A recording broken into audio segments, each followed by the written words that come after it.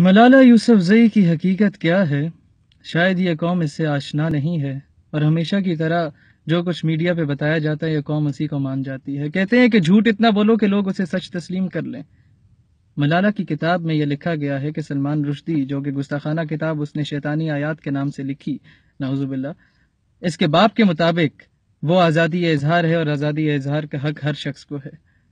پھر تسلیمہ نسرین، جس نے گستاخانہ خطاب لکھی رسول اللہ علیہ الصلوۃ والسلام کی شان مبارکہ کے خلاف، وہ ایک بنگلہ دیشی خاتون ہے جسے ملالہ اپنی سکی بہنوں سے بڑھ کے پیار کرتی ہے، اور کئی تصاویر انٹرنیٹ پہ دیکھی جا سکتی ہیں سلمان رشدی اور تسلیمہ نسرین کے ساتھ ملالہ موجود ہے۔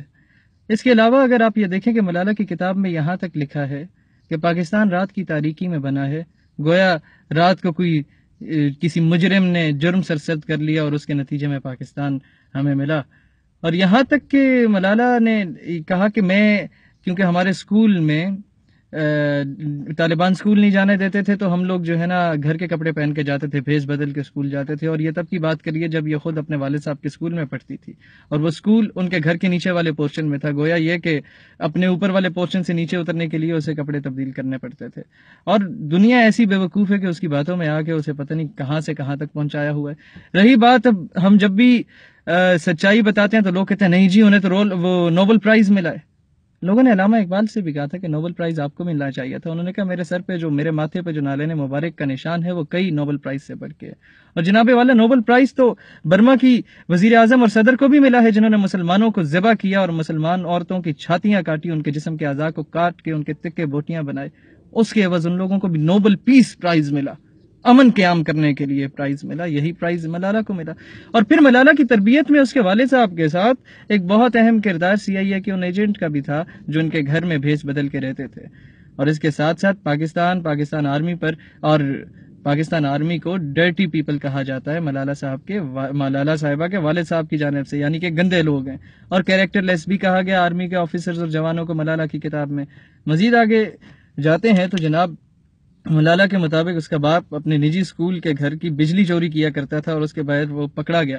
اس کے علاوہ یہاں تک بھی کہا گیا کہ 14 اگست کو ملالہ کا باپ جو ہے وہ کالے پٹی باندھ کے یوم سیاہ منایا کرتا تھا۔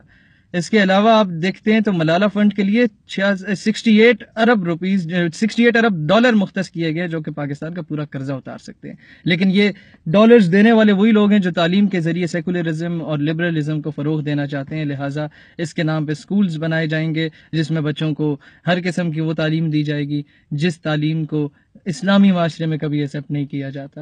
مزید آگے جاتے ہیں کہ ملالہ کا فیوریٹ جو ہے وہ انڈیا کی بھی بہت پسندیدہ شخصیت بن چکی ہیں۔ اور پھر بات یہ جناب کہ افشاں آرمی پبلک اسکول میں بچوں کو بچانے کے لیے دہشت گردوں کے سامنے ڈٹ گئی تھی، جنہوں نے اس پر کیمیکل ڈال کر زندہ جلا دیا، اور مصباح بچوں کو بچانے کے لیے جلتی ہوئی وین کے اندر گھس گئی اور خود بھی اس میں زندہ جل گئی، اور اعتزاز حسین ایک خودکش حملہ آور کے سامنے لپٹ گیا اس سے اور دھماکے میں اڑ گیا تاکہ اسکول کے بچوں کو بچا سکے۔ ملالہ ان تینوں کے پاؤں کی خاک تک بھی نہیں پہنچ سکتی، لیکن سیکولر دنیا میں ان کا کوئی تذکرہ نہیں، ان کو کوئی نوبل پرائز نہیں ملا، ان کو کوئی چھوٹا موٹا پرائز بھی نہیں ملا۔